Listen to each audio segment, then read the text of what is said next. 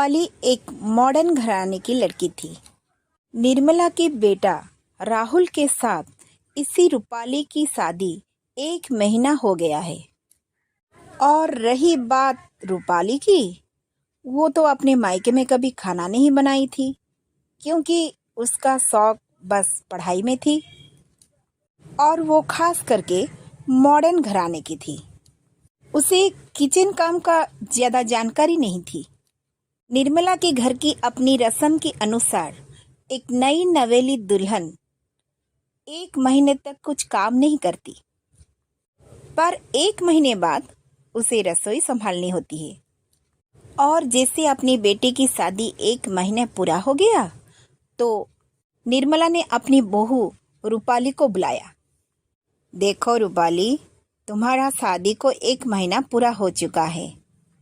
अब तुम्हें रसोई का काम थोड़ा थोड़ा शुरू करना होगा। जी मम्मी जी, आप मुझे सिखा देंगी तो मैं आसानी से कर लूँगी।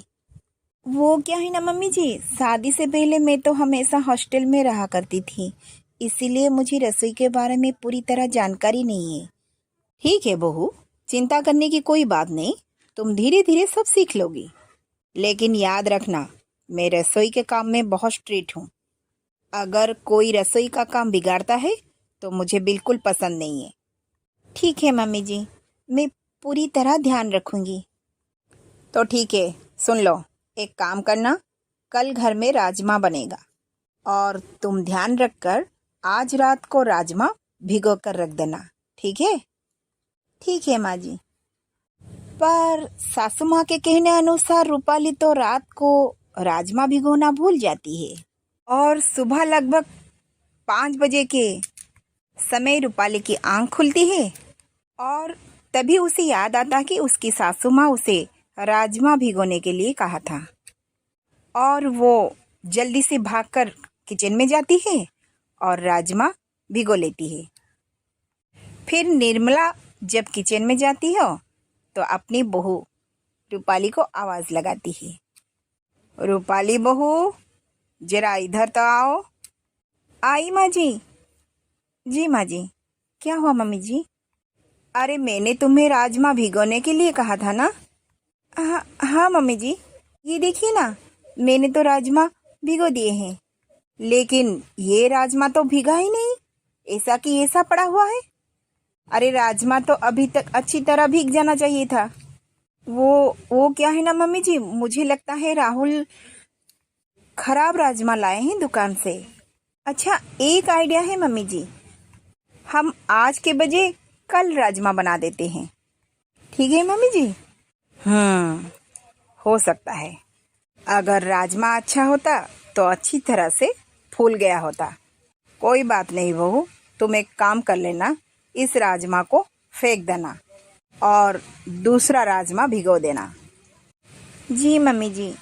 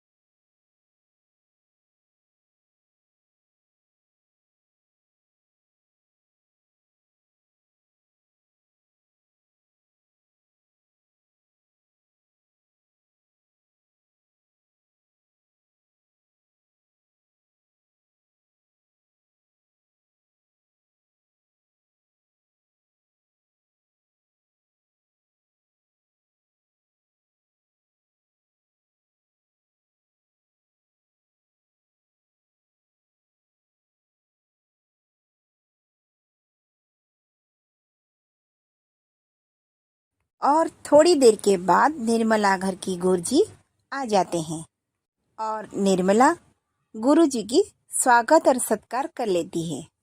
अरे सुमित्रा जी, आपके घर आकर तो हमें सबसे अच्छा लगता है। गुरुजी, आपकी इच्छा के अनुसार हर बार हमारे घर में राजमा भोग लगाया है और आप भी गुरुजी अपने हाथों से भगवान को राजमा भोग लगा दीजिए और आप भी उस राजमा को स्वीकार कीजिए। और आज हमारे घर में पहली बार आप हमारे बहू की हाथ की प्रसाद ग्रहण कीजिएगा। थोड़ी देर के बाद रूपाली राजमा और बाकी का खाना लेकर आती है। गुरुजी भगवान को अपने हाथों से उस राजमा को भोग लगाते हैं। प्रणाम गुरुजी। और आप भी प्रसाद ग्रहण कीजिए ना गुरुजी। हाँ रूपाली, तुम अपने हाथों से गुरुजी के लिए खाना परस दो। फिर उसके बाद रूपाली गुरुजी के लिए खाना परस लेती है। फिर इसके बाद गुरुजी अपने हाथों से एक राजमा का टुकड़ा अपने मुंह में लेते हैं और फिर अपनी जगह पर उठकर खड़े हो जाते हैं। उनके चेहरे पर गुस्सा नजर आ रहा था। ये क्या अनर्थ कर दिया? आपके बहू ने हमारे हाथों से भगवान को ऐसे भोजन भोग लगा दिया। अरे इस राजमा के अंदर से तो बहुत बदबू आ रही है। ऐसा सड़ा हुआ और बदबू वाला खाना हम कभी भी भगवान को समर्पित नहीं करते। हम यहाँ पर एक मिनट भी नहीं रुक सकते। हम यहाँ से अभी जा रहे हैं। नहीं सुमित्रा जी, हम अगली बार आएंगे, लेकिन अभी तो जा रहे हैं। हमारे हाथों से पाप हो गया। भगवान को हम बदबू वाला भोजन चढ़ा दिया। नहीं गुरुजी, हमें माफ कर दीजिए। अगर कोई गलती हुई है मैं अपनी बहू से बात कर लेती हूँ, पर आप यहाँ से नाराज होकर मत जाइए। अरे रूपाली, ये तूने क्या कर दिया? मैं कहा था ना ध्यान से सारा काम करना। बदबू? राजमा से बदबू कैसे आई? और तुमने ऐसा क्या डाल दिया राजमा में जैसे राजमा से बदबू आ रही है?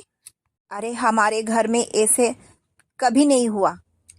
जो गुरुजी नाराज होकर चले गए। इसी तरह निर्मला अपनी बहू के ऊपर बहुत नाराज होती है और उस समय राहुल वहां आ जाता है। क्या बताऊं बेटा, मैंने बहू को कितनी बार समझाया था जरा ध्यान रखकर सारा काम करना, और ये तो सारा काम बिगाड़ के रख दिया। पता नहीं इसकी ध्यान कहाँ पर थी। अरे मैंने इसको राजमा अच्छी तरह से तड़का मारने के लिए कहा था। पता नहीं ये कैसा राजमा तड़का लगाया जो राजमा से बदबू आ रही है। नहीं मम्मी जी, मैं ना ऐसा कुछ नहीं किया। देख बहू, सही सही तू बता। तू वो खराब राजमा हटाकर राहुल से अच्छा राजमा मंगवाया था ना? अरे मैंने तुम्हें कहा था ना राहुल को दूसरा राजमा मंगवाने के लिए। क्या दूसरा राजमा? लेकिन ये तो मुझे दूसरा राजमा लाने के लिए बोला ही नहीं था। नहीं तो मैं ऑफिस के आने के वक्त ले आता। मतलब रूपाली, तुमने मुझसे झूठ बोला? आप सही सही बता, तूने क्या गड़बड़ की है? मुझे माफ कर दीजिए मम्मी जी। मैंने वो जो पहला राजमा भिगोए थे ना, उसे मैंने छुपा कर रख दिए थे और वो राजमा 2 दिन तक भीगता रहा और मैं उसी राजमा को तड़का लगा दी। और मुझे नहीं पता था कि उसकी अंदर से बदबू आएगी। अरे अब समझ में आया, राजमा के अंदर से बदबू क्यों आ रही थी। अरे बहू, तूने ऐसे लापरवाही नहीं करनी चाहिए थी। अरे ऐसा राजमा भोग लगाना और गुरुजी को परसना, ये तो बड़ी पाप है। तू मुझे सच सच बता तो ले होती। पता है तूने कितनी बड़ी गलती की है। मुझे माफ़ कर दीजिए मम्मी जी। मुझे लगा कि इतना सारा राजमा फेंक दूं और ये 2 दिन तक अच्छी तरह भीग जाएगी और इसको हम तड़का लगा देंगे। मुझे नहीं पता था कि इसके अंदर से बदबू आएगी। पर ये राजमा खराब नहीं था और पहली बार राजमा मैं भिगोना भूल गई थी। अब की मैं सच सच बता रही हूँ। अरे 2 दिन तक राजमा भीगने से उसे बदबू नहीं आएगी। ऐसा करने से वो सड़ जाता है। कम से कम तू मुझे बता दिया होता ना, तो आज ये नौबत नहीं आती। मम्मी जी मुझे माफ़ कर दीजिए। माँ आगे से आपको सब कुछ बताऊंगी और आगे से ऐसी गलती नहीं करूंगी। अरे ठीक है, मैं तो तुम्हें माफ कर दूंगी, पर गुरुजी, पर ध्यान रखना बहू, आगे से कभी ऐसा कभी नहीं करना। रसोई का कुछ भी काम करने से पहले मुझे 10 बार पूछोगी। जी मम्मी जी, मैं आगे से ध्यान रखूंगी। 10 बार नहीं, 12 बार पूछ लूंगी, पर इस बार मुझे माफ कर दीजिए।